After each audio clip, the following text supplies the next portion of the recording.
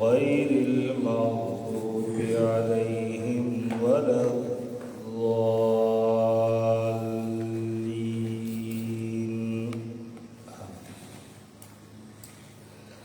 سورة الفاتحة دا ترتیب په اعتبار سره د قرآن مجید لومبینه سورت ده او چونکه دا لومبینه سورت ده نو د دې سورت په تفسیر کې با یو څو خبرې بیانېږي. یو د دې سورت فضائل، دویم د دې سورت نمونه، او دریم دعوا او خلاصہ، او سلورم چونکه د قرآن مجید د شروع کولو وخت کې قرآن مجید کی حکم دے اذا قرأت القرآن فاستعذ باللہ من الشیطان الرجیم، چی داغی الفاظ دی اعوذ باللہ من الشیطان الرجیم او دیتا تعوذ او استعاذہ میں لکی گی. اگر کا قرآن کی لکلی دا ٹکی نشتا لیکن حکم اشتا نو دی تشریح او تفصیل نو دی تمو عنوان ورکڑے دے مسئلہ دا استعاذہ، مسئلہ الاستعاذہ، او پندم بکی تشریح دا مفردات کی گی. چونکہ دا رنبین صورت دے نو دا یو لفظ دا دی مطلب سدے معنی سدا قرآن کی استعمال سنگ دے نو دا غالباً پنز عنوانات دی دا سورت الفاتحہ پا تفسیر کے. اول منوے دا دی سورت فضائل، لگا جتا ستا پتا دا چی دا قرآن مجید مجموعی طور ماندے احادیثوں کی فضائل او اہمیت بیان شوے. دغه سے خصوصی د بعد سورتونو او د بعد آیتونو متعلق هم د فضیلت روایات شتا. اگر چې باغی کې ډیر روایات د درجه د سند په اعتبار سره صحیح نه دي نو باغ سورتونو کې نا سورۃ الفاتحه هم دا چې د سورۃ الفاتحه متعلق هم د فضیلت روایات شتا. او بیا د سورۃ الفاتحه دا د هغه خصوصي سورتونو نه ده چې د دې سورت متعلق د فضیلت احادیث او روایات اکثر صحیح دي، صحیح روایات شته اکثر. اگر چې د بعض سورتونو متعلق اکثر ضعیف روایات دي خو د سورۃ الفاتحه د فضیلت روایات اکثر صحیح دي. نو روایات هو ډیر دي لکه نبی علیہ الصلوۃ والسلام حضرت ابی ابن کعب رضی اللہ تعالی عنہ چے پا صحابوں کی دقاری پا صفت بانی مشہور ہو. نو ابی ابن کعب تے ہوئے لے وہی کیفا تقرأ فی الصلاة مجھ کی تا سنگ قرات کے نو اغی سورۃ الفاتحہ نبی علیہ السلام تا ہوئے. کله چې نبی علیہ السلام دا سورت دا غین واوری دون ورته ہوئے وی والذی نفسی بیدیه اللہ قسم اوچت ہو او بیا ہوئے کہ نہ پا تورات کی نہ پا انجیل کی نہ زبور کی او نہ قرآن کی دیشان تبل سورت نادل شوئے. مانا دا سورت چلے انہا لسب المثانی والقرآن العظیم دم دا سورت الفاتحہ فضیلت دے جدا یو امتیازی صورت دے او جامع صورت دے. دغه سے نبی علیہ السلام نور احادیث دی چې مالا دو سیزه راکړل شوی دی چې هغه مان مخ کې هیڅ چاته نه دی ملاو شي. نو یو سورۃ الفاتحه دا او دویم د سورۃ البقره هغه آخري آیتونه دي. غرض دا چې د فضیلت روایات ډیر یو روایت میرا دی نبی علیہ السلام دیتا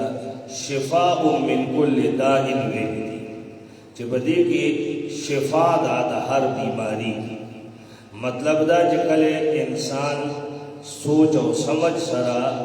اوللی او د هغې په مضمون او مفهوم باندې عمل وکړي نو الله د هغه ټول روحاني بیماریانې ختم کړي، شرک ختم شي، عجب ختم شي، کبر ختم شي، دا بیماریانې ورنه ختم شي. او د مسلمانانو حسن ظن دی چې لکه سورة الفاتحه بلکې د بعض نصوصونه مرادي چې الله په دې کې د روحاني بیماریانو علاج او شفا خدا او دا او د جسمانی بیماریانو علاج وکړه. سورة الفاتحه شفا دا د هر قسم بیماری. د سورة الفاتحه مطلب مخکې به تفصیل راشي کدی ته مونږ د جسمانی بیماری لپاره شفا هو نو دا به سبب من الاسباب دی، یعنی مطلب یو سبب دی لکه چې د بیماریانو د علاج او د شفا لپاره دوا چې کوم مسنون طریقه دا او چې کوم طریقه ده نو هغه د یو سبب په درجه کې ورنه اصل شافی هغه الله دې دا هر مسلمان ته پته ده. او بیا موږ د علاج کو ډاکټر څخه زو داغه تجوید کرده نسخه استعمالو په دې خیال چې الله با زما د بیماری شفا په دې نسخه کې خي نمګه هغه سي استعمال کو کله علاج وشي او کله ونشي، یعنی په اسبابو کې قطعیت نشه ظنیت. نو د سورة الفاتحه دا دم د یو اسبابو نه سبب دی، شفا به هلو ملاویږي چې کله تقدیر کې فیصله د شفا شي. سورة الفاتحه دا نه چې دا به سورة الفاتحه په ماویل نو خامخا مریض ټیک کیږي او کټیک نه جوړ فاتحه غلطه ده. مونږ اکثر دغه سي صغرا کبرا یو دی دا سبب من الاسباب ده، بس ظنیت ده بلکې قطعیت نشته. بہرحال د دې یو فضیلت دا ده. نو فضائل ډیر دي دغه سي او ډیر د فضائل روایات چې دي هغه صحیح دي. دویم عنوان موږ د سورت نمونه د قران مجید بعضی سورتونه داسې دي چې دا غي نوم یو مشهور دی، معنا ترتیب مصحف عثماني کې چې کوم موږ څخه صحیفه موجود ده نو په دې کې یو نوم دی او موږ په هغه نمونه پیژنو، لیکن دا غي نه علاوه نور هم نمونه دا غي وي. نو په هغه سورتونو کې سورۃ الفاتحه کثیر الاسماء سورت ده، نمونه د دې ډېر زیات دي او دا کثرت الاسماء چې دا د مسما په اهمیت او فضیلت باندې دلالت کوي. لکه دا د عربو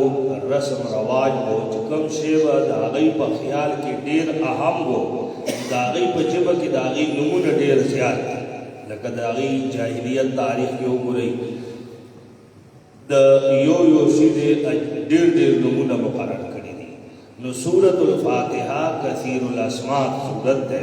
لکه مشهور نوم د دې سورۃ الفاتحه زموږ په صحیفه کې دې طرح سورۃ الفاتحه لیکل کېږي. فاتحه معنا دیباچه مقدمه، چونکه دا د قران د ترتیب په اعتبار سره لومړنۍ سورت ده نو ورته سورۃ الفاتحه وایي. دغه سدي سورت دا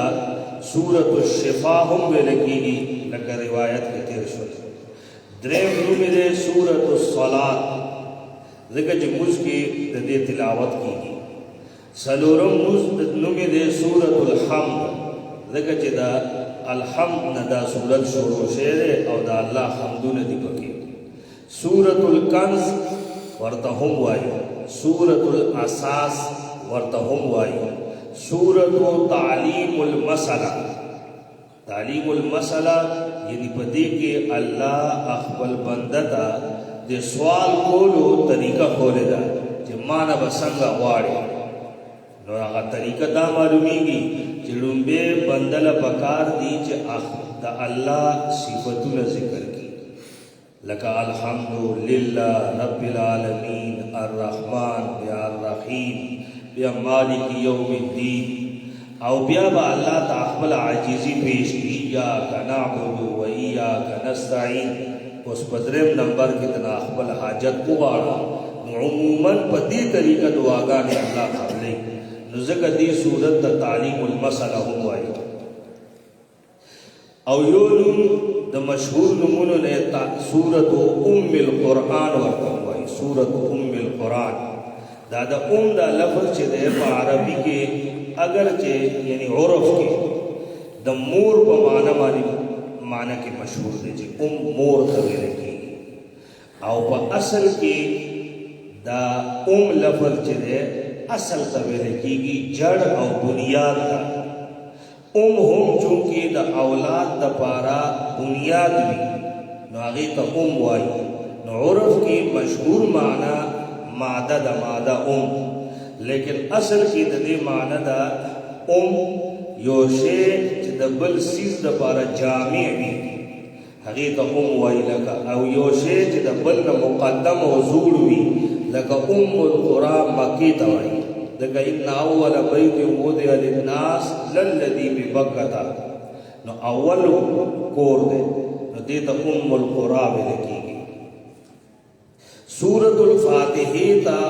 القرآن ځکه وایي چې دا د ټول قرآن بنیاد دی، وجه دا معلومي، او د ټول قرآن جامع صورت دی. مطلب دا چې قرآن کې کم مضامین په تفصیل سره بیان شي دي سورۃ الفاتحه کې بتا تا آغا ټول مضامین اجمالی طور باندې معلوم شي، نو ځکه دې ته القرآن وایي. بیا سورۃ الفاتحه جامع صورت څنګه ده؟ ټول د قرآن مضامین دي کې څنګه جمع کیږي؟ دې ته وایي وجوه جامعیت، چې سورۃ الفاتحه څنګه او په کم اعتبار سره د قرآن مضامین لا جامع ده. دا وجوه جامعیت چې دي مفسرینو خپل تفسیر کې مختلفو ځایونو کې یعنی مختلفو تفاسیرو کې لیکلي، او حضرت شیخ محمد طاهر رحمه الله هغه په سمت الدرر کې ډیر اقوال یو دیا کړی دي وجوه جامعیت فاتحه. او زدا هغه کې د صرف دو وجوه ذکر کوم. یو وجہ د جامعیت چې هغه زمون مشایخو پنځ باندې عام ویل کېږي چې دا مولانا حسین علی الوانی رحمه الله چې هغه د دې طرز بانیان دی بانی، او الله دې نه د توحید او د سنت ډیر کار وکړي، او الله دا غي غفیر تر اوس پورې باقی ساتلی دی. ورنه دا غي مخکې قرآن په خپل ژبه کې لوستلو لا د دې دومره اهمیت د چا په خیال کې نو چې قرآن هم د زده کولو کتاب دی. بلکې حضرت شیخ صاحب وایي مونږ چې کوم وخت کې طالبګیري کې به سبقونه وي نو که بعضې کتابونو کې به چرته د قرآن مجید یو آیت رام دی نو د هغې ترجمه به نه کېده. ذهن کې دا و چې هسې نه که مونږ خپل ژبه کې د دې ترجمه کوو نو هسې نه چې غلطه وشي، ځکه قرآن د الله کلام دی او د الله د کلام به خپل ژبه کې مونږ مطلب څنګه اخلو، نو هسې نه چې چېرته مونږ نه غلطي وشي او غلطي سره چېرته کفر ته ونه رسو. نو اغیار یعنی غیر اسلامی قومونو د مسلمانانو دماغ کې دا خبره ایښې وه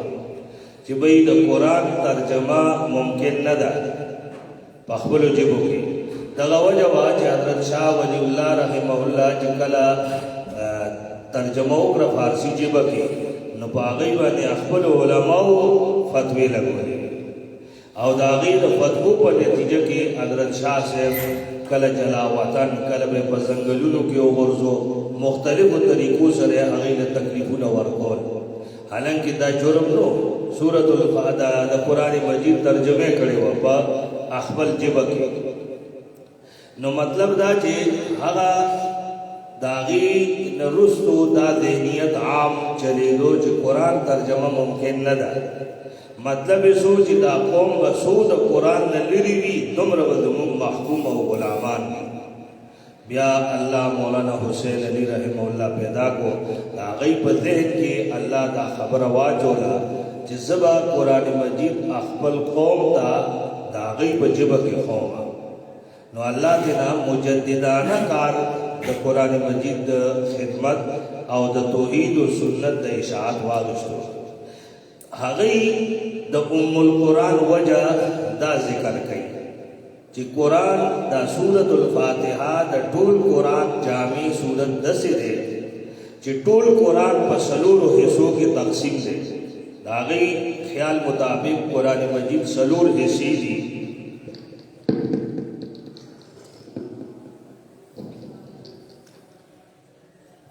د بجلی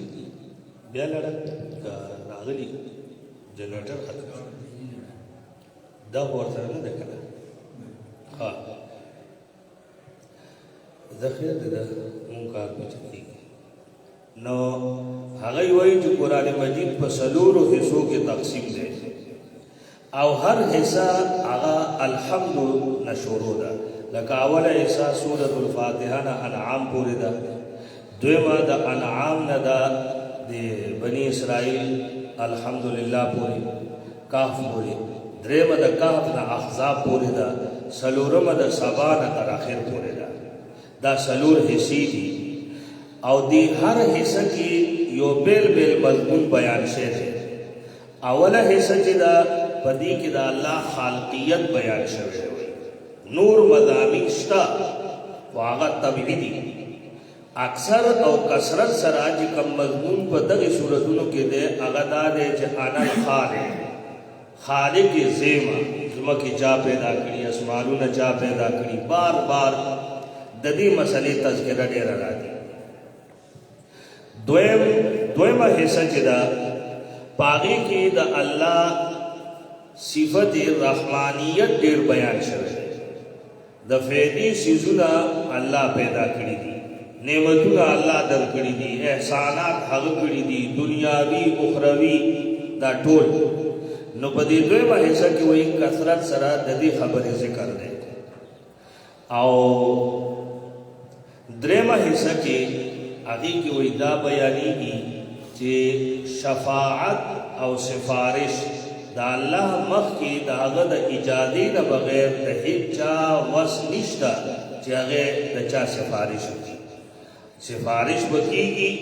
لیکن حلو چې د الله اجازه وي او هغه سره او هغه د پاره وي چې د الله اجازه دي دې ته وایي مسله د شفاعت قهري او سلورمه حصہ کې دا بیان شوی مسله د قیامت چې د الله د قیامت پر رز باندې د جزا او د سزا واک او اختیار هغه صرف او صرف الله سره نو هغه وایي چې دا سلور واړه خبرې سورۃ الفاتحه کې مذکور دي لکه الحمدلله دینا مسله د توحید بیان شوی ده او رب العالمین دی کی مسئلہ دا د ربوبیت او الرحمن الرحیم دی کی د رحمانیت مسئلہ دا مالک یوم الدین پا دی کی اغا آخری خبری دی چه سفارش دا اللہ پنید حصوک نشی کولے دویمہ خبر دا چه د قیامت د ردی د جزا و سزا اختیار صرف اللہ سے کرے دویمہ وجہ د جامعیت چې سورۃ الفاتح جامع سورۃ ولې یو خدا و دویمہ وجہ هغه مولانا شبیر احمد عثمانی رحمه الله د تفسیر عثمانی والا هغه ته منسوب ده هغه دا وای قرآن مجید کې په تفصیل شپږ شیزونه بیانېږي توحید رسالت قیامت احکام او حالات د منلو والو او د نه منلو والو پرون موږ سلور ویلو د کاغی کې موږ عقاید کې د درې وړه راځي کړی نو هغه وایي په تفصیل چې ګوري نو یا به پکې توحید بیان وي یا به پکې د رسالت بیان وي یا به د آخرت بیان وي او یا چې د احکامات بیانېږي او یا بیا احوال حالات واقعات بیانېږي د منلو والو او د نه منلو والو نو سورۃ الفاتحه کې دا ټول دي د الحمد نواخل تر الرحمن الرحیم پوری د توحید بیان دی مالک یوم الدین کې د قیامت بیان دی ایاک نعبدو دی کی احکام دی ذکا عبادت دے پکی او عبادت ستوئی تعمیل بالاحکام احکامات منل نو دی کی دا احکام و تذکرہ رالا او صراط الذین انعمت علیہم پدی کی ذکر دے دا منن کو دا حالات او غیر المغضوب علیہم ولا الضالین دا نمنن کو احوال ذکر شی نو پدی ادبار سرا سورة الفاتحہ جامع سورت ہے دعا خبر دا سورة الفاتحہ متعلق کچھ بھی دے فضائل او اسماء درم خبر مونگوی چی دا سورت دعوی او خلاصہ سورت چی کم یو سورت مونگ شروع کو نو دا ہر سورت پا ابتدا کے بعد درے خبر ذکر کی گی یو دا سورت مخ کی سورت سرا ربط او تعلق زکا قرآن مجید اگر کا نازل شوه دے نجمن فنجمن موقع او موقع بانے پیوزل ند نازل شوه موقع با موقع دا ضرورت مطابق چرتا یو آیت چرتا یو سورت چرتا نیم چرتا دری دغا سراغا لے لیکن چی ہر کلا مصحف عثمانی کی دا ترتیب سر لکل شوه دے نو علماء فرمائی چی دا ترتیب ہم تقاضا کی چی دی یو آیت پس دا بل آیت راغل دے نو دی اخبر کی سمناسبت دے یو صورت پسی چی بل صورت لکل شوه دے نو خامخا دی اخبر کی سمناسبت شتا دسی ندے چی دا بی مناسبہ خبری دی غیر مربوط خبری دی لکا مولانا حسین علی سے پویوی چی دا میاں بندی کلام نہ دے میاں بندی دا غی پا علاقہ کی ہوئی یو مجذوب سڑے ہو او دا غسی بگر دے دو لکا من اکثر ہم دسی گورو چی بادار کی سوگر دی یا دسی یو کس تیری جی او غی پا جبا ماندے دا بے رب تا ہونے خبریں کئی کلب ہوئی چی دسی ہو چلن اور پسی با یو بلا غیر مربوط خبر راو باسی نو آگے با موئی پا دغبانی کر دے دو پر کلب ہوئی چی بس دنیا غرقہ شوا کلب ہوئی لیاقت علی خان مر گیا کلب ہوئی چی بیدی ہوئی بغرون مالی سری دغا سے خبریں بے کھولے نو مولانا حسین علی سے ہوئی وی دا سے میاں بندی کلام نہ دے بلکہ دی ہر خبر رسطی سر مربوط تا دیتا اصطلاح کے ربط میں رکھی خو یاد ساتی دا ربط قطعی نبی یعنی دا یو زونی شے دے دا ذوق معنی دے ذوق سوک دا یو صورت بل سر یو قسم ربط معلوم ہوئی گی او سوک بل نو دی کی بمقدسی منحمی کی گنا چی پا دی ربط معنی بیا احکامات پہ متفرق ہوئی چی دی ربط ندا معلومی کی چی دا مسئلہ دسی دا نا ربط یو زونی شے دے دا مفسرین دا سوق مطابق دے چاہ دیر ربطو نویلی چاہ لگ ویلی دی چاہ یو شان ویلی دی چاہ بل شان ویلی دی منگم پاکی اقبل سوچ کو نتاو ساو پاکی بل سے ربط کاری کی خو بہرحال ربط شتا پاکی اقبل کی نو دا صورت پا ابتدا کی ماوی دری خبری با ذکر کی گی یو ربط دویم دا صورت دعویٰ چی پرون مکویلی مرکزی مضمون لیکن یو صورت تر حقی پوری من کما حقوہو نشو کوئی دے چی ترسو منتا دا آغا صورت موضوع او مرکزی مضمون معلوم نشی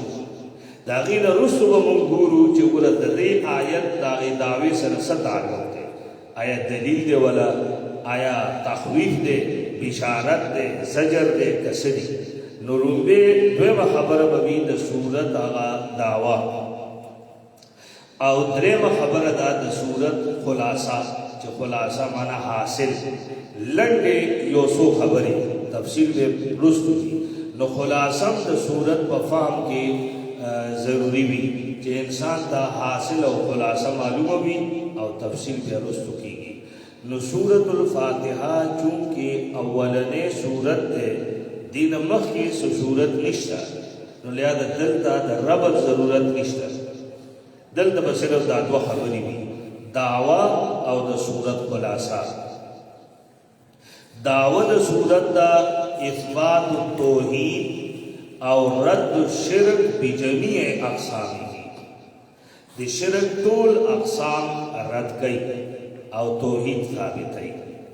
او د دې دعوی ماخذ دې الحمدلله دې کې دا دعوت ذکر دا الحمدلله کې خلاصہ د صورت دا دې چې په صورت کې پنځه خبرې دي نمبر 1 د صورت دعوت پکې چې هغه الحمدلله ده نمبر 2 درې عقلی دلیلونه دي په دې دعوه باندې اول عقلی دلیل دے رب العالمین دویم دے الرحمن الرحیم او دریم دے مالک یوم الدین نمبر 3 تفرید نتیجہ او تفرید دلائلو اغا دا ایاک نعبد و ایاک نستعین او سلورم خبر دا دعا تعلیم المسئلہ دعا اغا دا اہدنا الصراط المستقیم کی او پینځم خبره احوال د منعم علیهم ذکر او د مغضوب علیهم او د ضالین ذکر یعنی ذکر دې د دریو جماعتونو چې یو دعوه منول کی دي او دو هغه دي چې هغه دعوه د صورت نه ده منلې نو دا پینځه خبرې د سورۃ الفاتحه خلاصه ده او ما تاسو مخکې وې چې موږ دا صورت شروع کو نو اعوذ بالله مونږ ویلو او د قران حکم دې دې ته وایي استعاذہ یا تعوذ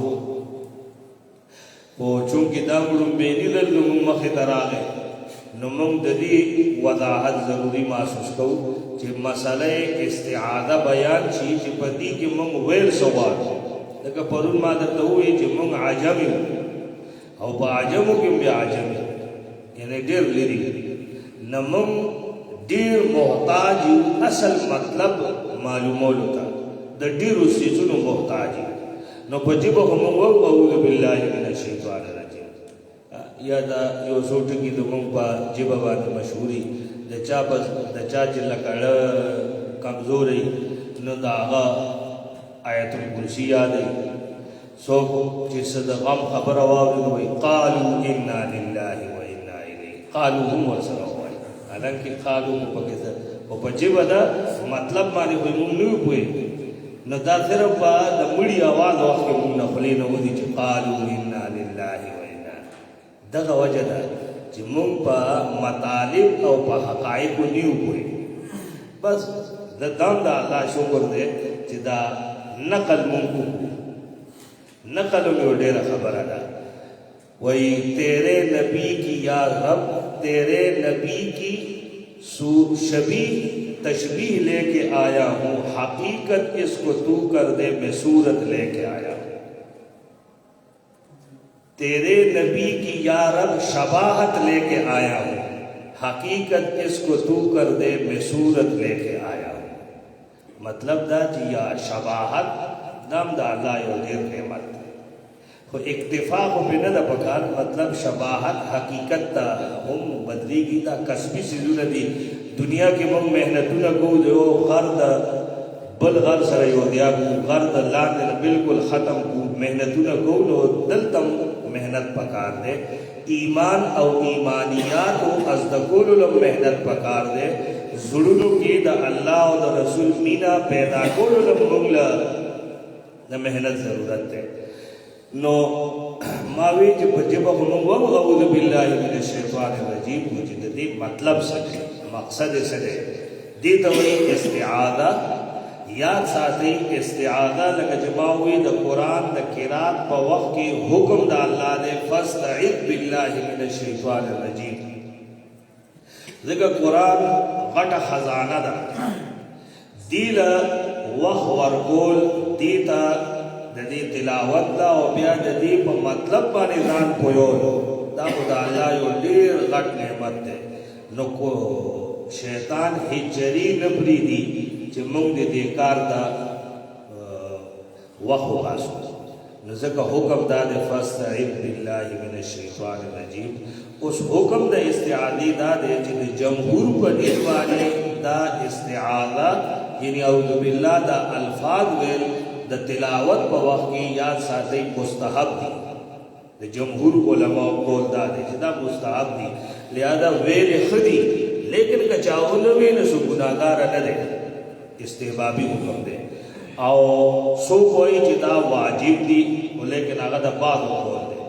او سو پاکی دا وائی چی علامہ ابن سیرین وائی چی واجب دی خو پٹول عمر کی یو ذل کہ یو ذل چاویلے دے نو دا واجب کفائی ادا شو بس بہرحال دا دا استعادی حکم دے یو حکم دے امام ابو حنیفہ رحمہ اللہ تا منصوب دے اگئی ہوئی چی استعادہ یا تعاون دا خاص دے پا قرات سر مانے دا قرآن مجید دا قرات پا وقتی دا ویل پاڑی دا دینا جی نات شروع کیا ہو دا نات ہو دا ہم پا شروع کیم تو آیا اعوذ باللہ من الشیطان الرجیم دا بخاص بھی دا تلاوت کرا استعادہ مطلب سشو عود دے اعوذ دا دا عود نماخود دے عود وی پناہی غختل من اخبر جبا کی وو دا چا لمن دی نیسل دا چا پا پناہ کے راتلل نو دا پا آغا وقت کی عربو کی بھی دستور ہو چی یو با یو سڑے با دا چا پا پناہ کے رالے وی دستا پا پناہ کے با نو اغب غان و بے ورگو لیکن حغت بے سے نقصان نرسو نو دغا مطلبی چی اے اللہ دا شیطان زمان دشمن دے او ما تخاری گی نا او اس وقت دے مانا غافل کی گی نا او زد ہر وقت غافل ہے نو یا اللہ زد دی شیطان مردود نا ستا پناہی وارا مانا ستا پناہ کے رازم استجیر بجناب اللہ تعالی من الشیطان ان یذرنی فی دینی و دنیایا یا دا یو کار دا کولونا یا دا نکولو والا کار آغا ما دا یو منحی عنہو ارتکاب دے مخدراولی یا دا یو امر داغیب و مخالفت بانے دے ما بھار کی دا دین و یا اللہ دستا پنائی بارو بیادا استعادہ کی دری شیدو نتی یو تمام و مستعید پناہ غفتو والا دا پا اعوذ کے مذکور دے جز پناہ وارا دویم بھی مستعاد بھی حغازات چی داغ پناہی غفت لکی او دریم دے مستعاد من ہو چی دا چا دا شرنا پناہی غفت لکی نو اعوذ کی مستعید داخل دے او پدی کی بیا بلا استثناء طول مخلوق دی ولی جدا حکم نبی علیہ السلام دے قر رب انی اعوذ بک من حمادات الشیاطین نو جو پیغمبر مستعید شو نو بیا بکی یوم مستثناء نشتا نو معلوم شوا چی طول مخلوق بلا استثناء کا پیغمبران دی او کا ولیان دی کا سوکم دی پیریان دی او کا بنی آدم دی دوی پناہی غفتو والدی دوی پناہی کے محتاج دی او مستعاد بھی چی دے اگا باللہ اللہ دی اس دی کتا سو گرئی دا طولو نیکانو خلقو چی دا چا دعاگانی قرآن ذکر کری دی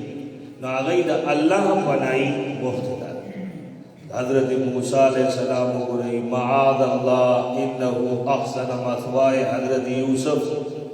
دغه سے قرآن مجید کی تفصیل سره ده خپل پیغمبر تعالی وی رب اعوذ بک من همزات الشیاطین نو دین معلومی کی دغه ټول آیاتونه چې ټول مخلوق بلا استثناء تعاون او استعاذہ کی اللہ کا محتاج ہے اللہ نہ ما سوا سود سے ذات نشتا چې هغه چاله پناہی ورکی اللہ پناہی ورکول والا دے او مستعاذ منه هغه شریک شی چې د چانا پناهی غوښتل کیږي هغه الشیطان الرجیم دلته شیطان مردود دی د شیطان دا لفظ چې د عربیت کې ابلیس تم ویل کیږي بلکې هر سرکش چیز ته شیطان ویل کاغه ابلیس دی کاغه انسان دی او کا جانور دی شیطان ورته ویل شي دی لکه سورۃ الاعراف کې براشي الله رب العزت فرمایي چې موږ دغه شی مقرر کړی دي ہر پیغمبر لا جعلنا لكل نبی عدوا من شیاطین الانس والجن انسانانو کې شیطانان دي او جناتو کې مشتا من الجنة والناس سورۃ الناس کې نو معلومیږي چې شیطان په انسان صرف دا نه دی ابلیس ته شیطان دی چې کله د ابلیس کارونه یو انسان شروع کی نو دم شیطان دی او دغه سے حدیث کې نبی علیہ الصلوۃ والسلام حضرت ابو ذر رضی اللہ تعالی عنہ ته فرمایي چې تعوذ بالله یا ابا ذر من شیاطین الانس والجن د دوړو شیطانانو د الله پناه واړه یو روایت کې نبی علیہ الصلوۃ والسلام وایي القلب الاسود شیطان مخکې تفصیلی روایت ہے خو مثلا مطلب دا دی چې شیطان د عربي لغت کې هر سرکش سیستم دی نو دلته شیطان رجیم ابلیس هم دی او مونږ چې کله غواړو چې اعوذ بالله من الشیطان الرجیم نو زیر کې بدا ساتو چې مونږ الله نه د هر سرکش د سرکشي نه پناهي غواړو کاغه انسان دی کاغه پیره دی او کاغه غیر دی د دې غواړو دې ته وایي استعاذہ مسله د استعاذہ اوس دین پد مونږ له پکار دی چې اعوذ بالله په دې مفهوم سره وو نو مونږ ته خپل ذهن کې بیا دار راځي چې واقعي ذ هیڅ ذ خپل د ځان حفاظت نشم کولای ځان له الله نه پناهي واړو خو شادي شیطانانو نه نو اعوذ بالله من الشیطان الرجیم ها د دین دم معلومیږي چې استعاذہ دا صرف او صرف الله پوری وی مانو مخلوق بلا استثناء د جانا کپناهي واړي نو پناه به صرف د الله واړي دا الله نه ما سیوا کده بل چا پناهي او غوښتا نو دا شرک فی الاستعاذہ دا او دا په هغه وخت کې عربو کې وو انه کان رجال من الانس يعوذون برجال من الجن فزادوهم رهقا اللہ یو تاریخی پس منظر ذکر کو لکہ داغی اثرات کو سپورے ممکن موجود دی عربوں کی مویدہ غسیو عرب خلق جنگجو ہو و پیریانو نا بڑیر یریدل پیریانو نا یریدل نو دا پیریانو نا چی یریدل نو بس پیریانو ما غی ارور پیا او چی جرد باغی سفر کو او زنگل او بیابان کی بیشپاوا نو دی پیرانو باغی خوب تا نپری خودر خکاری دل خودی نا آغی تا تنگول بے آغی با دیو یری دل نو چرتا آغی کے نا یو عرب ہوئی پا سفر وطلے ہو آغا داوئے جی اعوذو من سید هذا اعوذ بسید هذا الوادی من صفحاء قومی دا اید دی وادی سردارا ستاد دی قوم دا نابوه خلقو نا دستا پنائی وارو هغه چې واورېدل هغه خپل ملګري منې کړل چې دته یې سوایي بس دې راغی دوی ما ته یو داسې دم میلاو شوی دی چې بس هغه دم ووایه هېڅ څوک درته څه نه وایي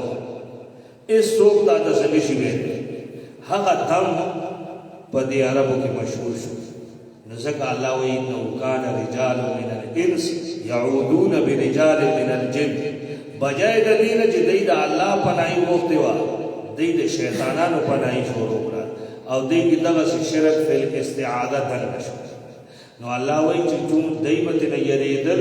دی به پناهي غوښته نو فزادوهم رهقا مونږ چې ووایو دا فلانې سړی د خپل په سر خېجولی دی نو الله وایي چې دې خلکو هغه پیریان په سر وخېجول کني پیریان به شي او بني آدم د بني آدم مخکې پیری څه شی دی خو هغه بس د بچپن له زموږ دماغ کې واچېږي چې هغه د بلا ده او هلته پیری دی دا داسې دي نه مونږ بیا د ناګهاني څیزونو نه یېرېږو حالانکه بلا چا کتلی بلا ځان له بلا ده معنه شته دی نه سراب دی کسراب بقیعة یحسبه الظمآن ماء چا تعویذونه په غاړه کې جوړي دي چې پیریان بیا نه تنګي ها زموږ مخکې به چې وایي ماشومه به وشو ولادت به وشو نو هغه زنانو سره به چاړه یا سندله وایي چې دا نی نو پیریان بیا راځي او تنګول کوي یا څه معنی د هغې د یرولو دپاره شیخ صاحب به ویل هغې څخه به راتلل وایي ما ورته ووایي چې دا خلکو چې په دا چاړه ږدله نو هغې وایي چې شیخ صاحب موږ اوس لیونیان نه وو چې پرتې چاړه نه به یریدو یعنې بالغ لاندې به پرته چاړه وه نو موږ به ترې نه ولې یریدو خو دا وایي ستاسو دماغ کې دا خبرې وي د انسانانو نو موږ به ورپورې خندا کوله چې پرته چاړه نو دغه زموږ په فطرت کې دا یره ده حالانکې لکه احکام المرجان کتاب کوم څه دلته پروت دی او هغه هر یو تن یو ځل مطالعه کوي اردو کې هم د هغې ترجمه راغلی غالبا کې دغه خبرې دي هغه وایي چې کوم یره د بني آدم په اړه کې د پیریانو پرته ده دا د هر چا په اړه کې پرته وي ځکه د بچپن تربیت دی نو وایي د دې نه دوه ګونه یره د پیریانو په اړه کې د بني آدم پرته ده دا د الله نظام دی بني آدم دی هغه شعر چې خپل دي ته وویلې چې هر چا باندې ټکره وه خو د بني آدم نه ځان ساته نو هغه بني آدم دی خو چې د الله بنده وي نو فزادوهم رهقا دا مطلب دی چې هغې په سر وختل چې د دی مونږ نه یریږي که نه پیریانو مکلف دي حیث په حیث څوک چاته ګوره تاوان نشي رسولی انسانانو کې بنده یریږي دا قتل او دغه وغیره هغه څوک کولی شي چې بس هغه زړې سخت شي جاجران ورنه رومبینې قتل په انسان اثرات موځي نو دا څه معمولي خبره نه ده چې بس پیری به داسې پیری نو سبا تپوس کول دي هغه مکلف مخلوق دی مونږ خو وجوړه د پیریانو نور څه کار نشته بس داسې په تیاره کې به ولاړي چې کله به دلته نه بني آدم تېرېږي چې مونږ یې وژړو هغې غریبانان ځان ته پر عمران خان چې لکه بنیاد تنګ کړي دي دغه د پیریانو هم تنګ کړي ځکه چې هغې ته هم د رزق ضرورت دی هغې ته کوم حوایج او ضروریات دي نو داسې نه ده چې هغې به هر وخت دغه خلک تنګولو ته ناست دي د عبادت مکلف دي د ښه کارونو مکلف دي د بدو کارونو نه ځان منع کوي دې ته وایي شرک فی الاستعاده چونکې د استعادې مسله مونږ ووي چې استعاده به صرف او صرف د الله نه غوښتلی کېږي دې سره متعلق یو مسله ده په دې زمانه کې چې مسله تعویذ ورته وایي تعویذ مونږ چې ورته تعویذ وایو نو دیات ساتئ چې دلته کې یو درې الفاظ استعمالیږي یو ته وایي تمیمه یو لفظ دی تعویذ او یو لفظ دی رقیه دم چې ورته وایي تمیمه د دې الفاظ شته دی او تمیمې تفصیل نه قطع نه ده لنډ مونې مطلب د ده ووایم چې تمیمه هغه وخت کې څه ته ویله کېدل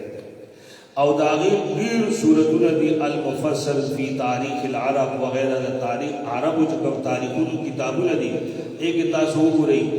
او څه مونږ ته دلته هم ډېر زیات لیکلي دي یو دمه غوندې رساله راځي عربو نه مسله تعویذ په نوم باندې ډېر یو جامع رساله ده د دومره غوندې حجم کې لیکن د تعویذ په مسله باندې د ټولو د تفصیلي رساله ده نو په هغې کې هم تاسو ملاو شي تمیمه څه ته وایي څه د بادې دانې لکه دغه ورته وایي دا اوس دې وخت کې ورته څه وایي ګټونه څه داسې دانو به د هغې به هار جوړ کړو عمیل هغه به ماشوم ته واچو څه مطلب له چې دې د آفاتو نه بچ وي د بد نظر نه دې بچ وي د پیریانو نه دې بچ وي دې شیونو نه دې ته به تمیمه ویله کېده کله به د کور مخې ته یو شی به ځوان لکه د خرګوش سوه د هغې د لینګي هډوکې دا به داسې ځوان کړو کله به یو شی ځوان کړو د آس نال به ځوان کړو چې موږ دې د پیریانو نه محفوظ شي دا کور د بد نظر نه دې محفوظ وي دغسې د څه څاروو هډوکي یا څه مخصوص دانې به وي ریټې چې به ورته وي د دې به تعمیل هار جوړ کو ماشوم ته به واچو څه به دغسې ځوړ کړ دې شیزونو ته تمیمه ویل کېده دا د دې دوه صورتو کله به د یو ناګهاني یعنی د راتلونکي شر او مصیبت نه د حفاظت لپاره به دا کو چې بھئی دا دې ته دا نقصان نه رسي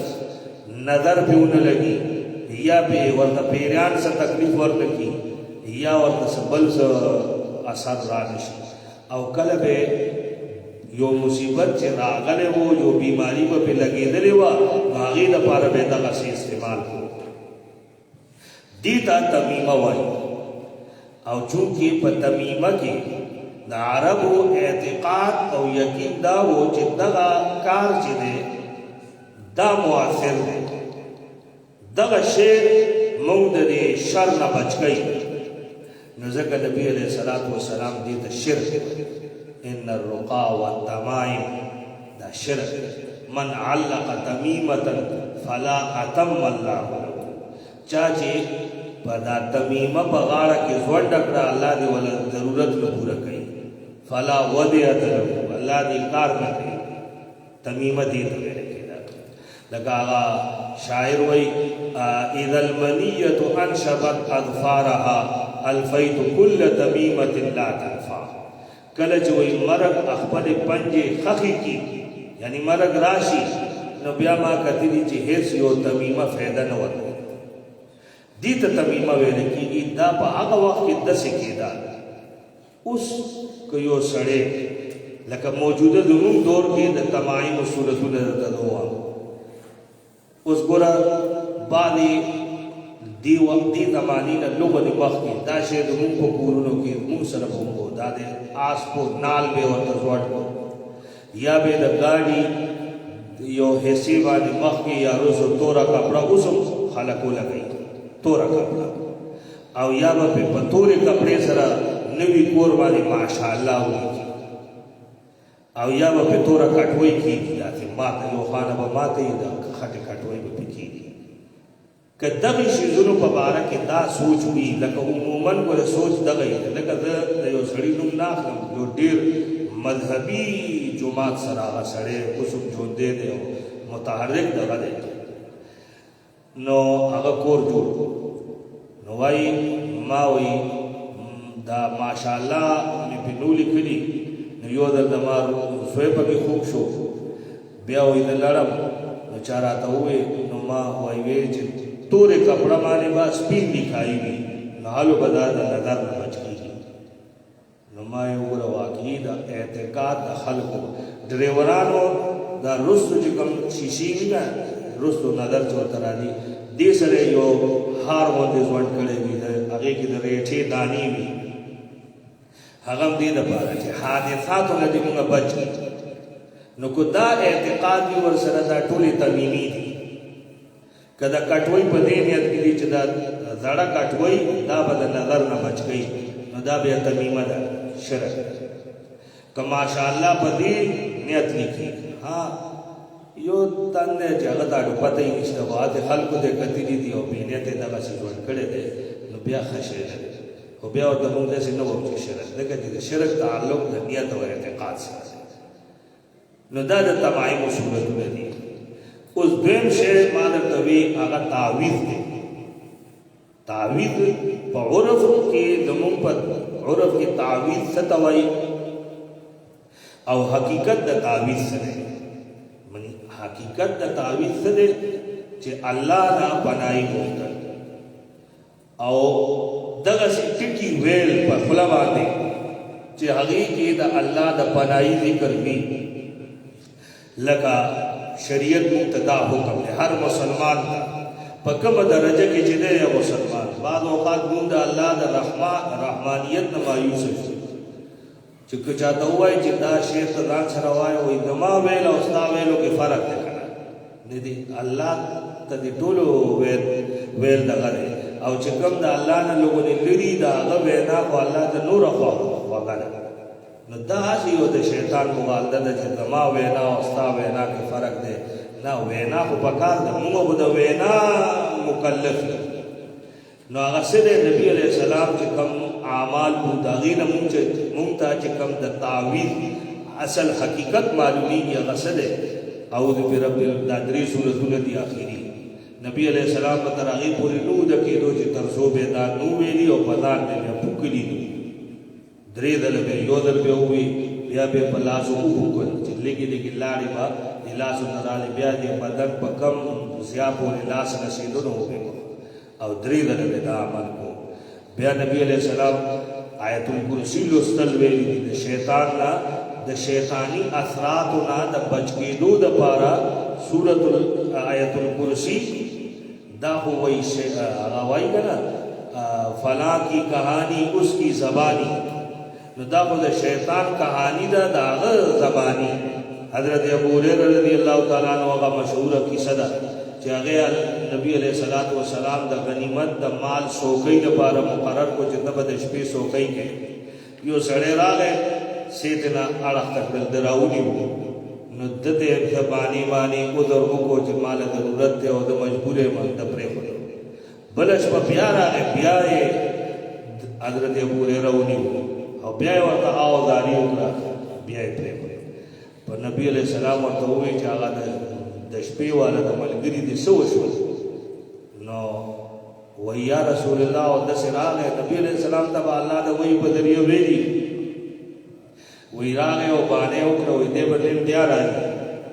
بیا په درېیمه شپه راغی بیا یې ورته ډېر بانې وکړې حضرت ابو هریره ورته وایي چې نه ته دروغ وایې وایي یو خبره درته وکړم د شیطان نه د بچ کېدو یو چل درته کومه نو صحابه خو حریص وو اعمالو لپاره هغې ته په هر وخت کې د خپل آخرت هغې فکر وو دا یې چې واورېدل چې د شیطان نه د بچ کېدو ګور درته کومه وایي څه وایي آیت الکرسي چې کله ووایي نو شیطان به درنه وتښتي په دې یې پرېښودو نبي علیه السلام ورته وایي د هغه د شپې د ملګري دې څه ووایي یا رسول الله داسې راته ووایي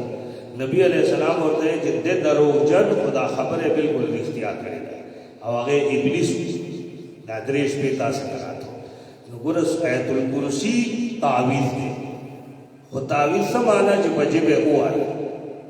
سهار ووایا ماښام ووایا آخري صورتونه نبي علیه السلام وایي سهار ماښام کې درې درې ځله ووایي هر بت پسې آیت الکرسي آخري صورتونه یو ځل ووایي دا تعویض دی د دې دغه اصل تعریف دی چې کوم موږ ته د شریعت تعریف دی خو په اصطلاح کې تعویض څه ته وایي مکتوب ته وایي مکتوب لیکلی شوی شی د هغې بیا دوه صورته دي د هغه مکتوباتو دوه شکله دي یو دا چې چاله دې ولیکو او هغه لی ورکې د سټلو دپاره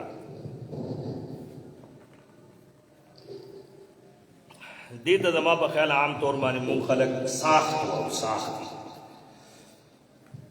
نو که دې له شرط دا دی چې دا معصول کلمات وي احادیث کې نه څه دعا وي یا قرآني آیت وي او تا چاله ولیکل ور دې کوله دغه دپاره ساخت په طور باندې چې دا اوبو کې واچو دا اوبو اسکا یا څه نو د دې د سلفو د عمل نه د دې اجازه ملاویږي لکه نیل دا زاد المعاد د علامه ابن قیم هغه دغسې ډېر د سلفو عمل ذکر کړی دی علامه قرطبي صاحب په دې تفسیر کې رومینی جلد کې د سلفو عمل ذکر کړی دی نو عمل د سلفو د جواز دلیل جوړېدی شي لہذا دا صورت جایز دی اگر چې مرفوع روایاتو کې د دې چرته یعنی د پیغمبر نه د دې صورت نشته خو لیکن جایز به وي خو دا به ورسره شرط وي چې دا سبب من الاسباب دی اصل خدا و چې ته د دې بیماري لپاره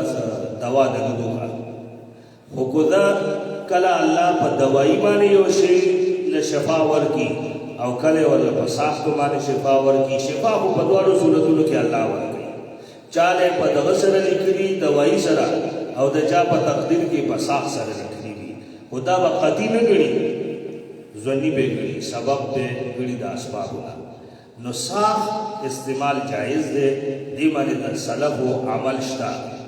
د مکتوب دویم صورت دا دی چې ته چاله لیکلي کلمات ورکې او هغه دې په غاړه کې ځوړ کړي چې موږ عام طور باندې دې ته تعویذ ویل کېږي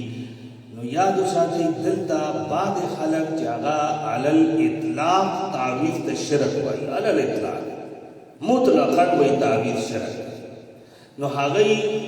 استدلال د هغې روایاتو نه کوي چې چېرته تمیمي ته شرک ویلی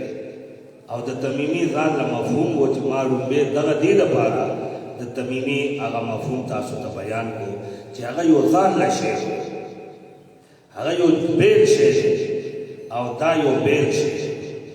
نو دې کې به موږ لږ فرق کوو لږ به پکې تفصیل کوو چې تعویذ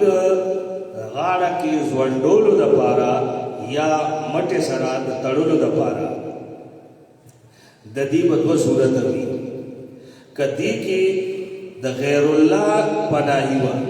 لکه عام طور باندې پکې د فرعون او د حامان د دې نومونه لیکلي نو دا خو شرک ځکه دا خو د اعوذ بالله د مقصد نه خلاف دی کله په تعویذ کې چې کوم ټکي وي نو هغه مبهم الفاظ وي چې د هغې مطلب نه معلومیږي یا پکې هندسي لیکلي وي داسې نو دا صحیح نه دي او دویم صورت چې پکې معثور کلمات لیکلي وي مطلب د قرآن آیت دی پکې او احادیث یا د حدیث یو دعا پکې لیکلې ده نو د دې په باره کې دوه رایې دي څوک وایي چې داسې تعویذ جایز دی او څوک وایي چې داسې تعویذ ناجایز دی د دواړو ځان ځان دلیلونه دي لیکن محققین حضرات او زموږ هم دغه خیال دی چې دا هم صحیح نه دي ولې چې د خلکو رجحان دغه دی چې هغې تعویذ دا ګونډول نه دی دا مؤثر دی د هغې ذهن دا دی چې بس تور ته وایه په جبې وایه وایي نه که نه ته بې راله لیکې او زه بې ګونډوم نو لهذا بهتر دغه ده چې تعویذ د ګونډول دی علی الاطلاق صحیح نشي او خلک دې په دې باندې پوه شي بل دا نو دا بیا صورتاً هغه تمیمې سره لګي بیا د تمیمې ځونډولو والا او د دې ځونډولو والا اغراض یو دي هغوی هم دې دپاره تمیمه ځونډوله چې موږ دې د شر نه بچ شو دی هم د دې دپاره کوي چې د شر نه بچ شو خو لیکن دې ته شرک نشي رسلی شرک د عدم جواز درجه کې دی یا بهتر نه دی صحیح نه دی ډېر وجوهات دي د عدم بهتري لکه ټولو نه غټه وجه دا ده چې په هغې سره هغه مسنون تعویذات چې کوم روپۍ ما ذکر کړل هغه ترې نه هغې نه سړی محرومه شو په ژبه باندې هغه نه وایي بیا یې په دې لیکلو باندې اعتبار نو دا وه مسله ده تعویذ چې هغه د اعوذ بالله من الشیطان الرجیم سره لګېده اوس دې نه وروستو چې کوم د سورة الفاتحې په شورو کې ټکي لیکلي دي بسم الله الرحمن الرحیم دې ته وایي تسمیه او د تسمیې دا الفاظ دي چې بسم الله الرحمن الرحیم دا چرته پورا بسم الله الرحمن الرحیم لیکل کېږي او چرته دې ته تسمیه وایي او کله ورته زموږ په عرف کې بسم الله وایي نو لکه د بعضې روایاتو کې بیا دغسې نوم دی چې دا په بسم الله سره شروع یا په بسم الله وکړه نو که هلته کې بیا د علماو اختلاف دی چې هلته کې به صرف بسم الله وایي الرحمن الرحیم چې ورته راووایي نو دا بهتر دی داسې ووایه چې هغه بسم الله د بسم الله الرحمن الرحیم یو تعبیري نوم دی که نه نو که رحمان رحیم چې ورته راووایي نو څه دومره حالج نه دی بهرحال دې ته وایي تسمیه او دا هم یو مهم کار شروع کولو په وخت کې یو مسنون عمل دی او د شریعت موږ دپاره حکم دی نو د دې مقصد پیژندل هم ضروري دي چې دا ولې موږ دپاره دي یا بسم الله موږ له څه سبق راغی دی کی زمون ذہن کے سشے را دی چی ممو اللہ کا اعوذ باللہ کے تماوی نو بسم اللہ کی مدہ سے اثرات دی دا اسلام نمخ کی حقی چی با اخبر کارون شروع کول نو بسم اللہ بسم العزا چی کب دا حقی پا ذہن کی معبودان ہو لات منات عزا وغیرہ دا حقی پا نم بے یوکار شروع او اعتقاد و عقیدہ بیداوہ چوس آغے با دمون پا دیکار کی برکت پیدا کئی دا کار با دمون دا آغا دا وجن تر سرکی دا لات دا وجنا دا منات دا وجنا کلچ اسلام را گئے نو اسلام آغا غلط رسم ختم او مسلمان نے دا ہر کار دا اللہ پر دا شروع کولو تعلیم ورکو لہذا تاسو پر شریعت کی کو رہی نبی علیہ السلام وہی چکور داخلی کی نو پا بسم اللہ چکور نعودی پا بسم اللہ چراغ چدشپی وہی بندے نو بسم اللہ دروازہ بندے نو بسم اللہ گلاوے نو بسم اللہ دیر تعلیمات دی شریعت چاگی کی ممت حکم دے چا پا بسم اللہ سے شروع ہوگا دی بسم اللہ کی دو خبری دی کلے جمونگو چا بسم اللہ الرحمن الرحیم دا خکال دا کوما یو ہو دا اللہ پا ذات مانی ایمان دے او یو دے دا اللہ پا ذات مانی توکل اعتماد او بروسا حلو دا بسم اللہ مطلب زرد کسی کی چیزا اللہ منم اے اللہ دتا منم او پتا بانی میں 100% بروسا دا چیزا دا کار ستا پنو شورو کما دا کار دما کلم نکلے نپاتی کی دی کار کی دما کلم نقصان نشی کی دے جستا پنو میں شروع کرے دغا سے اعتماد او بروسا دا نو دا بسم اللہ مون دا پارا دا دو سبا کری کلم مون یو کار دا اللہ پنو شروع کو نو گویا مون ورسرا بار بار دا احد و اقرار کو چیزتا منم او پستا پا ذات قدرت دما 100% اعتماد او بروسا دا نو بیا با حجب خود پسندی دا بزمون بزرگی قدم نرانی چی دا ورد دا کار ما کرے دے دا آنا ندے دا ما دا با بالکل بگن ختم شد بلکہ چی کلو زمون یو کارو شی نمون بہو چی دا ورد کرے دا اللہ بزرگ چی میں شروع کو نائی دے خوش دا دا اخبر اگا تدبیر اگا وقت مد کے ختم شد بسم اللہ الرحمن الرحیم اول بسم اللہ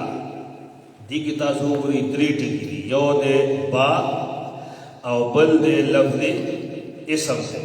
او دریم دے لفظ اللہ دا با چی دا حروف معانیو ندا یو حروف مبانی دی کنا چی اگر صرف دا کلمی دا جوڑو دا بارا استعمالی کی اگر دا حروف تحجی وغیرہ وائی او سر دی کی دسی دی چی اگر خاندان لمانی دی نو با دیر معنی دی دلتے بہتر معنی چکم دا آغا دا استعانت با دا استعانت مطلب دا دے چی دا یو شید لگتا یو کار کرے بھی دا یو آلی او بذریعی معنی نا آغا آلا او ذریعی معنی کل با داخلی کی کتبتو بالقلم ما وی نکائی کرے دا قلم بذریعی نو دیتا وی بای استعانت نو دلتا دا بعد استعانت شوا یو خدا دے جو ساچے دویم تکے دے اسم دا لفظ پا عربی کی دی استعمالات 3 قسم استعمال دے یو خو اسم استعمالی کی دا نوم پا مانا کی نوم عالم جو دوائی کل دا اسم لفظ را دی دا صفت لپارا او کلا دوارو تشامل دی نوم او صفت دوارو تشامل دی نو یاد ساتھی دلتا کی دا درم صورت ہے اسم دا اللہ نوم تم شامل دے او صفت تم شامل دے او درم چے دے لفظ اللہ دے لفظ اللہ دا اللہ ذاتی نوم دے نور طول صفتون اغای صفاتی نمون دی خو لفظ اللہ چی دے اسم جلالہ دی تغیر کی گی داوی دا اللہ ذاتی نوم دے ذاتی د دې په باره کې یو دغه دا دی چې دا لفظ الله مشتق دی او که جامد دی اشتق یا جامد دواړو خواته اقوال شته څوک وایي چې دا جامد دی د هغې هم دلیلونه شته اوس د هغې دلیلونه چې موږ رادننه شو نو هغه به یو قسم بار شي صرف اشارې درته درکومه چې جامد والو څخه هم دلیلونه دي او څوک وایي چې دا مشتق دی نو تاسو پته ده چې د مشتق والو مطلب دا دی چې دا د یو بل لفظ نه وتلی دی یعنی ماخذ او مشتق منه اشتا نو چې دی ورته وایي چې دا مشتق دی نو بیا مشتق منه څوک دی د دې په باره کې ډېر لوی اقوال دي علامه بیضاوي هم ډېر لیکلي دي څوک وایي دا د آلهن معبود دی یولیون الیه الله تعالی ځکه وایي چې خلق په اعتماد او بروسه کوي څوک وایي الله تعالی ځکه وایي چې دا د ولهن معبود دی چې خلق د هغه په حقیقت کې حیران او پریشان دي ډېر اقوال دي تسهیل التنزیل په نوم باندې زموږ د استاد د نیلوي صاحب یو رساله ونه د تفسیر هغه هم دلته ډېر لوی ماخذ اشتقاق ذکر کړي دي یا دغه نورو کتابونو کې ډېر دي لیکن او ډېر د جمهور قول دغه دی چې دا لفظ الله مشتق دی د عربیت په اعتبار سره مشتق دی خو چونکې د الله خاص نوم دی ذاتی نو په دې اعتبار سره په دې کې اشتقاق نشته نو اشتقاق او عدم اشتقاق دواړه په دې کې یو ځای دي دغه راجح قول دی او دا چې کوم دي دا بیا تعبیرات دي چې الله سره یعنی د یو صفت نه د جوړ کړي لکه الفتح الربانی کې شیخ عبدالقادر وایي کل من تمتع علیه فهو اله پچا چې تا بالکل بھروسه وکړه نو دا د اله دی کل من رجوته وخفته فهو اله نو الله چونکې د الله ذاتی نوم دی د دې واحد دی او تسنیه او جمع نشته نو اوس د بسم الله مطلب څه شو چې بعد استعانت شي اسم دا لفظ چې د علم او صفت دواړو ته شي شامل شي او الله ورسره ولګي نو مطلب دا دی د الله پر هر نوم او د صفت او مدد سره د الله چې کوم نوم دی د هغې په مدد د الله چې کوم صفت دی د هغې په امداد سره وګوره دا جمله نه ده پوره شي سره مطلب څه ته څه کول غواړي نو معلومه شوه چې دا یو متعلق غواړي چې د هغې سره زموږ دا مطلب پوره شي چې زه د الله د نوم په مدد یا د صفت په مدد سره دا کار کول غواړم لکه موږ اوس دلته قرت کول غواړو نو زه به وایم بسم الله الرحمن الرحیم اقرأ یا قراتی څوک وایي اسم دی څوک وایي فعل دی خو په دې کې راجح دغه دی چې هغه فعل به مقدر وي چې د کوم کار د شروع کې بسم الله ویلی شي نو د اتلو اقرأو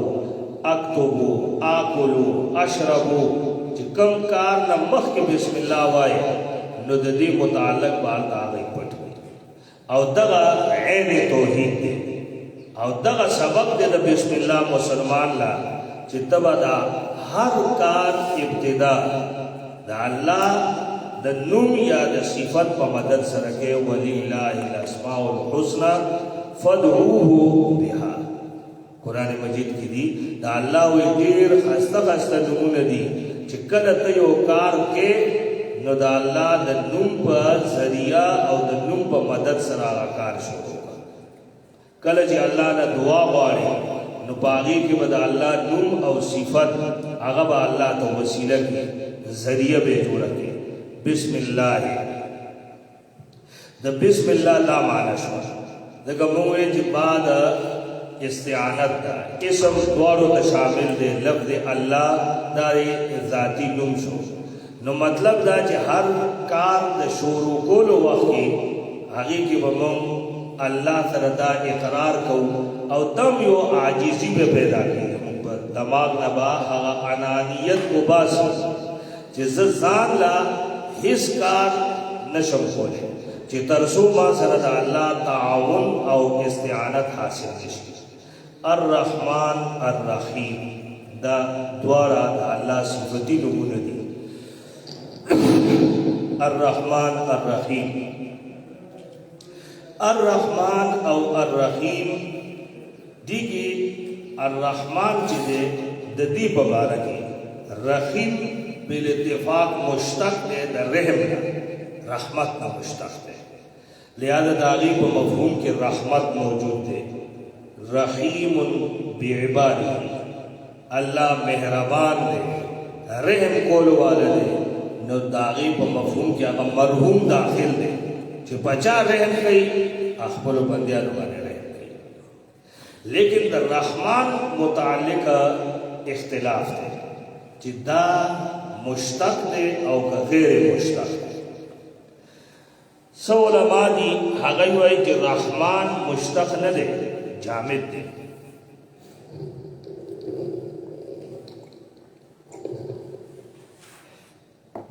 د دې دلیلونه ډېر بظاهر پاخه دي. دوی وایي که رحمان مشتق شي د رحم نه، رحمت نه، نو عربو ولې بیا نه پېژندو؟ عربو نبی علیہ السلام چې کله د الله د صفت رحمان ذکر کو، نو مکې والو ویلې چې کوم رحمان؟ هغوی به د یمامي یو سړي ته به رحمان وي، رحمان الیمامه. د الله په صفتونو کې د رحمان صفت هغوی کله نو اورېدلی، نو وایي که دا د رحمت نه مشتق وی نو هغوی ولې نه پېژندو؟ لہذا دا د رحمان د رحمت نه نه دی مشتق. بیا څوک وایي عبراني ټکی دی، څوک څه وایي، لیکن صحیح دا ده چې دا مشتق دی د رحمت نه. اگر چې د الله په صفاتو کې په عربو کې دی مشهور نه و، یهود نصارا خوشا هغوی به کله کله د الله دپاره دا لفظ استعمالو، مذاهب والا عرب دې واقف نه و، نو ځکه دې ته اوپره ولګېدو. لیکن وہ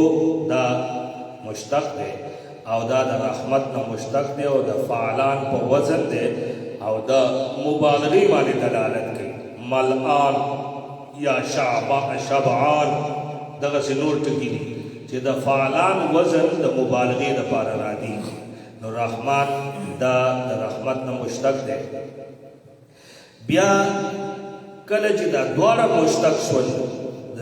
راجح قول مطابق رحمان هم د رحمت نه مشتق شو، رحیم هم د رحمت نه مشتق شو، نو بیا دلته کې دا دواړه الفاظ راوړلو څه مطلب شو؟ رحمان او رحیم د دې څه مطلب دی؟ یاد ساتئ، څوک وایي چې دا د تاکید دپاره دی، یو لفظ دی لیکن دا د تاکید دپاره دی، څه نوي معنی دپاره نه دی، بلکې رحمان چې په کوم معنی باندې دلالت کوي، نو رحیم دا هم په هغه معنی دلالت کوي او د هغې هغه دلالت نور پخوي. د دې بیا بعضې تفسیرونو کې بعضو لکه ډېر دغه کړي دي، لکه تفهیم القرآن والا هم پکې مثالونه ورکړي دي. هغوی یو قول دا ذکر کړی دی چې دا جوړه د تاکید دپاره دی. نو ګوره د چا مونږ داسې یو دور کې وکړه چې حدبندي ختمه شي، یعنی د اختلاف او د اتحاد بالکل حدبندي نشته. زموږ مفتی رفیع عثماني صاحب به مونږ ته وی مقدمه امام مسلم به پڑھاو، نو هغه به وی حدبندي ختمه ده. که چا سره زموږ په یو مسله کې اختلاف شو، نو د هغه هر خبره بیا مونږ غلطه ګڼو او خامخا یې غلطې ته اړوو، او که چا سره اتفاق دی نو د هغه غلطې هم راته ټیک دی، حد بندي نشته. نو تفهیم القرآن کې به څه خبرې به وي او شته، دا نه ده چې نشته. نو بعضې خلک لکه پرون که چېرته ما یو د چا عالم دغه کو، نو وایي دو تفهیم القرآن والا د بسم الله معنی د سره غلطه ده، نو نور ټول تفسیر غلط دی. بسم الله معنی وایي غلطه لیکلې ده، وایي څنګه غلطه لیکلې ده؟ وی هغه وای چې رحمان رومه وای کله چې بعد ما درته وې کنه لکه اوس با زموږ په ژبه کې داسې وي اردو کې شته چې د یو معنی ادا کولو لا دوه الفاظ راځي خو د دې دویم ځان د سمانه نه دی د هغې اول هغه مفهوم کلکوي لکه کالا دا چټ کالا شاه کالا شاه کالا سیاه مثلا تک تور پختو کی تک سپین نو دا دویم ټکی دا اول ټکی تاکید کوي نو هغه صرف د دته ویلو چې وای دام هغه څه ونه لګي چې دا رحیم دا اول نو دا مطلب ونه شو هغه عالم وای ور هغه وای چې کالا شاه رحمان د کالا په شان دی او رحیم د شاه په شان دی خپل معنی نشته حالانکه دا پوره زیاته وګوره چې هغه ویل سوای نو دا وګوره کنه د بسم الله معنی به سره غلطه لیکلې دا وای چې رحمان دا کاله پشان دی او رحیم د شاه پشان دی هیڅ معنی نشته نو دا د هغه خپل د اصطلاح دا سمجاولو د لپاره مثالونه ورکړي دي چې ګوره دا هر جبه کې د سی وی نو دا د مفسرینو یو کول دی چې رحیم دا د رحمان د تاکید د پاره دی نو لکه موږ به خپل په محاوره کې د دې د مطلب جوړ کړو چې الله بے حد مهربان دی مثال دا معنی به شي د دې بسان ځان له سمانه نشي جو د دې کول دا مطلب دی او نور علما فرمایي دا مې د یو قول ذکر کو بیا د صاحب تفهیم القرآن هم دا اقوال ذکر کړي دي هم دا نه دی چې دا داسې دا خو نور یې دا کوي بل دا دی چې علما فرمایي چې نه چونکه الفاظ په اعتبار سره رحمان او رحیم کې فرق شته کنه یو کې الف سیوا دی او بل کې نشتا یو کې ټکی کم دی بل کې سیوا دی چونکه د الفاظو دا اختلاف دا وی دلالت کوي د معنی او د مفهوم په اختلاف معنی چې معنی اعتبار سره په دوارو کې سره فرق دی نو دلته کې وجوه فرق د رحمان او د رحیم چې د دوارو مضمون او د دوارو معنو کې څه فرق دی دې کې بېشمار اقوال دي چې کم دغه سي تفسیر سره متعلق کتاب تاسو چتوي کنه دغه کې بتاو ستا اقوال ملاويږي لیکن مشهور دغه دا دی چې رحمان معنی دا عام الرحمت او د رحیم چونکه دا صفت مشبہ ده او صفت مشبہ تاسو ته پته ده چې دا دائمی دلالت کوي په دائمی صفت باندې دلالت کوي نو د رحیم معنی د تام الرحمت رحمان عام الرحمت موږ معنی کو عام مهربان دی یعنی دا رحمت هر یو ته حاصل دی په دنیا کې دا هغه د رحمت نه څوک محروم نه دي هر چا ته خپل درجه کې دا هغه رحمت شامل دی هغه به پوهیږي او کنه پوهیږي لیکن دا هغه د رحمت نه په دنیا کې څوک محروم نشته او رحیم تام الرحمت چې چا سره رحم وکي نو هغه رحم بیا بالکل مکمل پای کې څه نقص کمې نه وي نو چونکه بعض علما د سوای چې دنیا کې د الله نعمتونه عام دي کافر مسلمان دواړو ته دي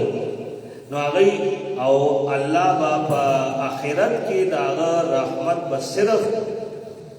مسلمانانو باندې نو هغه کې یو مشهور قول د دین دار هوته چې رحمان د دنیا رحمت ته ویل کېږي او رحیم دی فل آخرت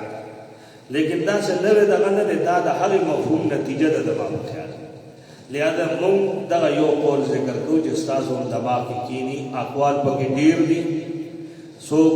یو وای سو بل وای سو یو شان وای سو بل شان وتا سو ذهن کې دا کې دي چې رحمان عام الرحمت او رحیم تام الرحمت نو موږ به معنا کوو چې الرحمن عام مهربان دی او الرحیم پورا مهربان دی چې کله چا باندې مهرباني کوي نو بیا به پورا کوي بیا د دې فرق درېمه نتیجه دا وایي یو نتیجه پرې دا وته چې رحمان دنیا والا رحمتونو ته شامل دی او رحیم چې دی د آخرت رحمتونو ته شامل دی. بل نتیجه دا ودي چې رحمان دا صفت خاصه ده د الله، لہذا الله نه ما سوا بل چا د رحمان نشي ویلی، ځکه الله نه ما سوا بل څوک داسې کېدی نشي چې د هغه معامله یا د هغه د رحمت مهرباني چې دا هغه ټولو ته شامله شي، داسې ممکن نه ده. نو لہذا وایي دا رحمان د الله خاص صفت شو، دا به الله پورې خاص وي، لہذا رحمان به چاته نه وایي. ځکه علما فرمایي چې لکه دا پښتو شاعر دی که نه عبدالرحمن بابا، لیکن مونږ مشهور دا دی وایي رحمان بابا، نو بهتر دا دی چې مونږ هغه ته عبدالرحمن بابا وایو، صرف رحمان ورته نه وایو، ځکه چې دا رحمان صفت خاصه د الله ده. او ځکه علما مثالونه ورکوي لکه چې د چا عبدالرحمن فضل الرحمن نوم دی نو هغه ته به رحمان نه ویل کېږي، ورنه شایبه ده پکې د دې، او دا رحمان صرف د الله خاص صفت دی. او رحیم چونکې تام الرحمت ته ویل کېږي نو وایي په بندیانو کې او مخلوق کې داسې ممکن ده چې یو مخلوق دی بل مخلوق سره د مکمل مهرباني والا معامله وکړي، دې کې څه دغه نشته، رکاوټ نشته. مثلا اولاد والد دی خپل اولادو سره د مکمل رحم معامله وکړي نو کېدی شي، نو ځکه وایي رحیم دا مخلوقاتو کې کېدی شي، لکه د نبي علیه السلام صفت هم دی رحیم، نو دا صرف د الله خاص صفت نشو. دا شو بسم الله الرحمن الرحیم، په نوم د هغه الله الرحمن چې عام مهربان، الرحیم پورا مهربان دی. ز شروع کوما دا الحمدلله لغنه وو کله لغنه وقفو کوستړي یو 15 منټه وقفو بیا ودا سلوغنه وو صحیح ده ان شاء الله.